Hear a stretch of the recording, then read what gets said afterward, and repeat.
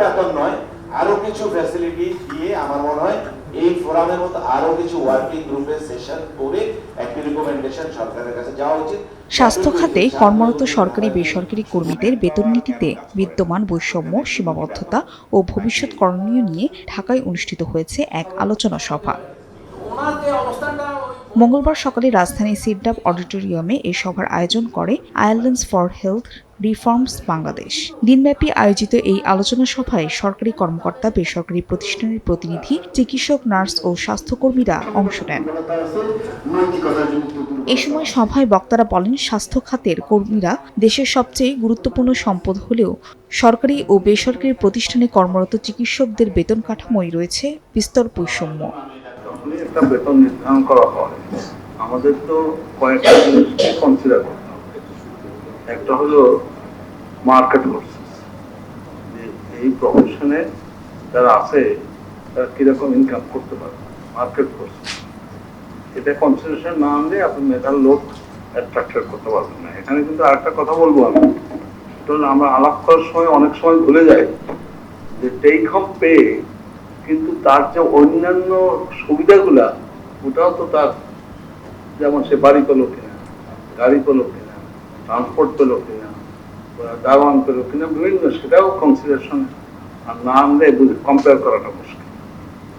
দ্বিতীয় হলো কথা যেটা, সেটা হলো যেটা প্রফেসর আকরাম বললেন যে আমাদের সবসময় চিন্তা করতে হবে, যে কোনো গুড গভর্নমেন্ট চিন্তা করবে যে কস্ট অফ লিভিং কভার করে। স্বাস্থ্যকর্মীরা সামনের সারিতে কাজ করেন, কিন্তু ন্যায্য বেতন ও সামাজিক নিরাপত্তার অভাবে অনেকেই হতাশ হয়ে পড়ছেন। এতে করে এর প্রভাব পড়ছে সাধারণ জনগণের উপরে। আজকে 1 বছর 2 মাস 5 আগস্টের পর পরিবর্তনের পর স্বাস্থ্য মন্ত্রণালয় গত 1 বছর কোনো প্রমোশন হয়নি। সাথে সাথে আমাদের অন্যান্য ক্যাডার যারা আছেন তারা কিন্তু শুধু প্রমোশন না, যারা মারা গিয়েছেন তারা কিন্তু দুধাপেক্ষা প্রমোশনে টাকা পয়সা তুলে নিয়েছেন। আমরা কতটুকু দুর্ভাগ্যবান যে করোনার সময় ফ্রন্ট ফাইটার ছিল আমাদের চিকিৎসকরা, আমাদের নার্সরা, পুলিশ থেকে শুরু করে অন্যরা সবাই করোনার যেই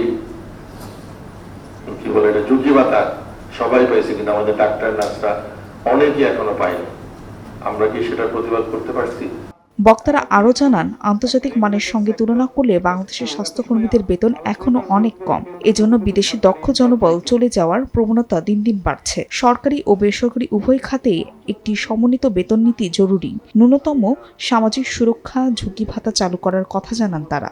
বাংলাদেশের প্রেক্ষাপটে স্বাস্থ্য খাতের বেতন কাঠামো বর্তমান সমস্যা। সরকারি ও বেসরকারি স্বাস্থ্য খাতের বেতন কাঠামো মূলত পদমর্যাদা ও সিনিয়রিটির ভিত্তিতে নির্ধারিত হয়ে থাকে। বাস্তব জীবনযাত্রার ব্যয়, উৎপাদনশীলতা ও পেশাগত দক্ষতার সঙ্গে সামঞ্জস্য নেই। নাইট ডিউটি ও ঝুঁকিপূর্ণ কাজের জন্য অতিরিক্ত পারিশ্রমিক নেই। বেতন প্রদানের বিলম্ব হয়। বেসরকারি খাতে আমরা প্রায় লক্ষ্য করেছি যে অনেক ক্ষেত্রে বেতন প্রদানের রীতিমতো বিলম্ব আছে। একই কাজের জন্য বেতন বৈষম্য, ন্যূনতম মানদণ্ডের অভাব, সামাজিক সুরক্ষা নেই। এতে মেধাবী ও প্রশিক্ষিত স্বাস্থ্যকর্মীদের ধরে রাখা কঠিন হচ্ছে এবং ভবিষ্যতে এই সমস্ত খাতে মেধাবী লোকজনের আসার পরিমাণ কমে যাওয়ার ঝুঁকি তৈরি হচ্ছে। বেসরকারি খাতের সাথে একটি বড় বৈষম্য তৈরি হচ্ছে। বিদেশে মাইগ্রেশনের প্রবণতা ব্যাপকভাবে বৃদ্ধি পেয়েছে।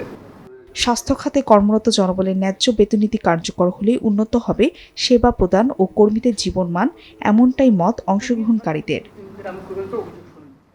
Medical post, Dhaka.